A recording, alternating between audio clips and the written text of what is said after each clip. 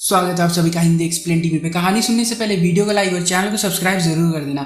कहानी एक ऐसे टाइम से शुरू होती है जब शहर में तबाही मच गई थी। लोग अपनी जान बचाकर भाग रहे थे। इन्हीं में हम ललित नाम की एक लड़की से मिलते हैं जो अपने 1 महीने के बेटे के साथ सिटी की तरफ भाग रही होती है। बंदरगाह पर आकर इसको एक शिप दिखती है, पर टिकट खरीदने के भी पैसे नहीं होते तो चुपके से अंदर घुस जाती है और सिक्योरिटी ने इसको देख लिया था, पर ये जैसे तैसे करके जनरल कंपार्टमेंट में घुस चुकी होती है।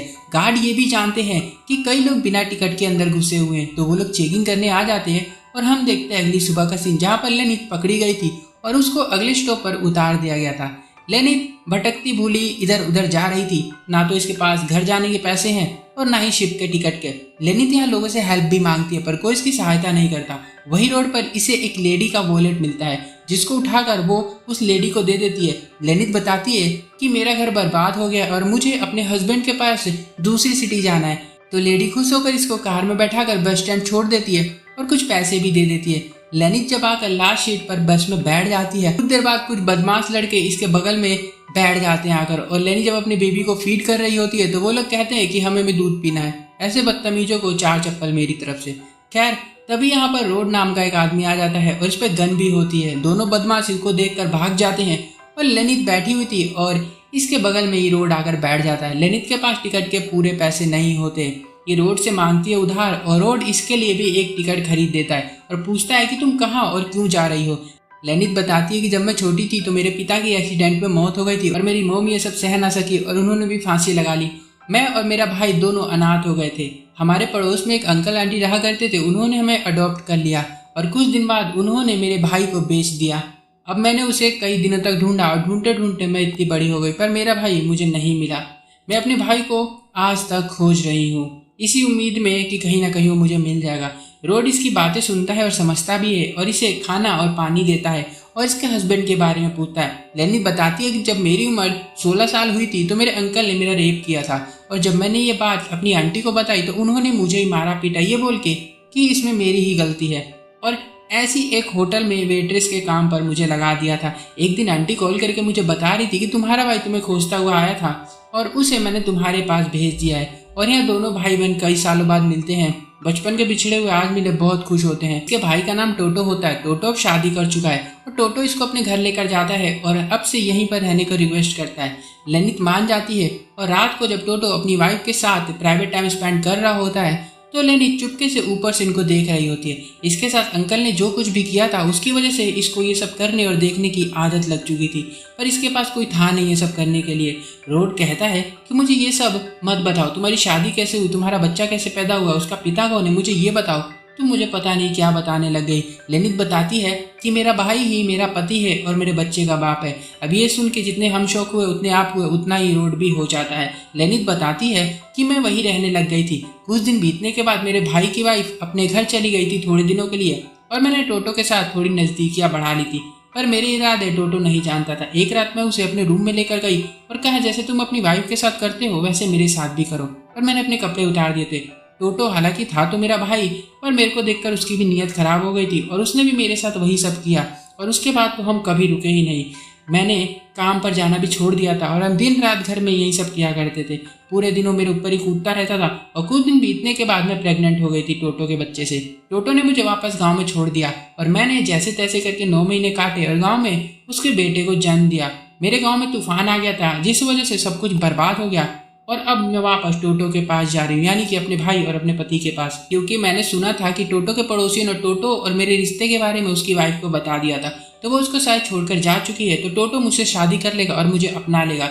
रोड के होश उड़ जाते सुन के कि कैसी वाहियात लड़की है ये, अपने भाई से ये सब करती है।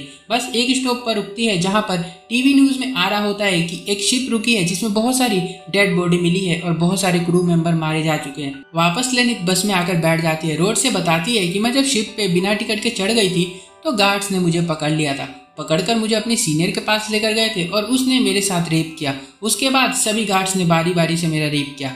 अभी 1 महीने पहले ही मैंने अपनी बेबी को जन्म दिया था और मुझे बहुत पेन हो रहा था और मेरा बहुत ब्लड निकल रहा था। मेरी हालत क्या थी उससे मैं बता नहीं सकती हूँ। उसके बाद उन्होंने मुझे जनरल कंपार्टमेंट में छोड़ दिया और कुछ देर बाद मैंने देखा कि शिप में कुछ लड़कियां आई हुई थी जो कि शायद प्रोस्टिट्यूट मालूम पड़ती थी। शिप के कैप्टन को खोज रही थी। ये प्रोस्टिट्यूट थी तो कैप्टन ने इनके साथ कुछ भी करने से मना कर दिया, तो गार्ड्स ने इन लड़कियों के साथ फिर से वही सब किया। वहीं शिप में लेनिथ को एक बूढ़ी औरत भी मिली थी जो इसको एक जड़ी बूटी के बारे में बताती है। लेनिथ कहती है कि क्या इसको खाने से मेरा दर्द कम हो जाएगा? पर लेडी कहती है कि नहीं, ये खतरनाक है, इसको खाने से कोई भी मर सकता है, ये पॉइजन है। अब रात को सोते टाइम गार्ड्स लेनिथ के पास आते हैं इसको ले जाने के लिए, क्योंकि कैप्टन ने इसको बुलाया होता है। लेनिथ को लगता है कि कैप्टन एक अच्छा आदमी है, मेरी हेल्प करेगा। ये जब उसके पास जाती है तो कैप्टन भी इसके साथ वही सब करता है और ये देखकर लेनिथ बहुत ज्यादा दुखी होती है। अब कहानी इससे आगे बढ़े इससे पहले लेनिथ थोड़ा सा ब्रेक लेना चाहती है। इसी बीच रोड सो जाता है बस में और स्टोरी फिर शुरू होती है जो कि लेनिथ सोच रही होती है। लेनिथ जब कैप्टन के रूम से बाहर आई थी तो इसकी कंडीशन बहुत खराब थी, चल तक नहीं पा रही थी। उस लेडी ने जैसे तैसे इसको संभाला और इसने उस लेडी से वही जड़ी बूटी यानी कुछ जहर को मांगा और उसके बाद गार्ड्स को बियर में डाल के सभी को पिला दिया कैप्टन सहित, और सब मारे गए। और इन्हीं की मौत की खबर टीवी पर दिखाई जा रही थी और लेनिथ जल्दी से शिप से उतरकर भाग गई थी ताकि ये फंस न जाए। वापस बस में लेनिथ रोड से फोन लेकर अपने भाई हस्बैंड जो भी कह लो उसको कॉल करती है, पर कॉल नहीं लग रही होती है। एक जगह बस रात भर के लिए रुकी होती है तो ये लोग खाना खाते हैं और इसके बाद रोड लेनिथ को एक फोन भी गिफ्ट करता है ताकि अपने भाई के पास आराम से पहुंच सके।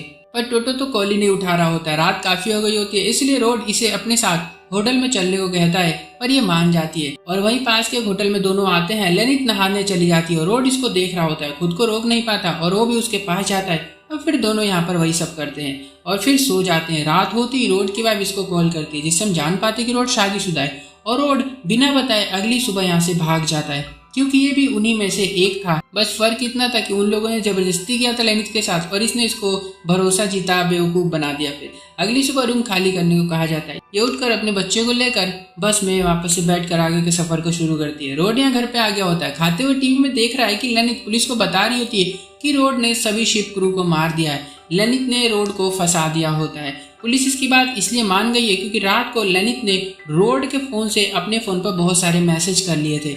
अब इसने ऐसा इसलिए किया क्योंकि इसने रोड और इसकी वाइफ की बातें सुन ली थी और रोड शुरू से ही इसका इस्तेमाल करना चाहता था। खाली ये उसको पागल बना रहा था, उसका विश्वास जीत रहा था ताकि वो आराम से इसके साथ सब कुछ कर सके बिना किसी प्रॉब्लम के। लेनिथ ने टीवी में तो ये भी बोल दिया होता है कि बच्चा भी रोड का ही है। ये जान के लेनिथ की जो अब ये सुन के रोड की वाइफ इसको मारने लग जाती है यहाँ पर और जल्दी ही पुलिस रोड के घर पर भी पहुंच गई होती है। रोड बच के भाग रहा होता है, पुलिस इसको गोली मारती है जिससे उसकी मौत हो जाती है और यहाँ पर फिल्म खत्म हो जाती है। एंड में हमें बताया जाता है कि लेनिथ का जो बच्चा था ना वो पैदा होते ही मर गया था और लेनिथ पागल हो गई थी, हॉस्पिटल से किसी और का बच्चा उठाकर भाग गई थी। अब अगर मैं इसकी कहानी को बताऊं तो लेनिथ जो थी ना वो बचपन से बहुत ज़्यादा प्रॉब्लम में थी। इतने कम उम्र में जब माता पिता गुजर गए थे उसके तो वो काफ़ी परेशानियों से गुजर रही थी। उसने अंकल आंटी के साथ रहना शुरू किया, उसके भाई को भी जाना पड़ा उसको छोड़कर और फिर उसके अंकल ने उसका रेप किया कई दिनों तक जब वो बड़ी हुई थी। और उसके बाद लेनिथ को वो सब करने की आदत लग चुकी थी क्योंकि उसके साथ वो बचपन से होता आ रहा था।